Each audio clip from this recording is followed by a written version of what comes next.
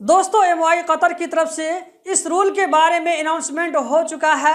यहाँ पर आप लोगों को स्क्रीन पर रेफरेंस नजर आ रहा होगा, जिसमें आप क्लियर तौर पर देख सकते हैं। इसमें कहा जा रहा है वो नया आदमी जो कि कतर वर्क वीज़ा पर जाता है तो एयरपोर्ट से जो है एंट्री के बाद में 1 महीना के अंदर में उसको इकामा लगवाना होगा।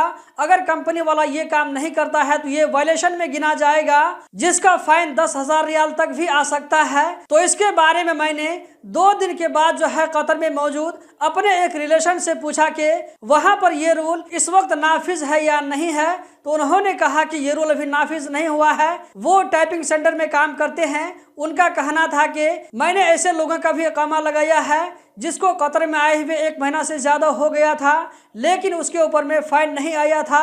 तो इसका मतलब यह है कि ये रूल अभी तक लागू नहीं हुआ है। एमओआई कतर की तरफ से अनाउंसमेंट आ चुका है, तो किसी वक्त भी ये रूल लागू हो सकता है।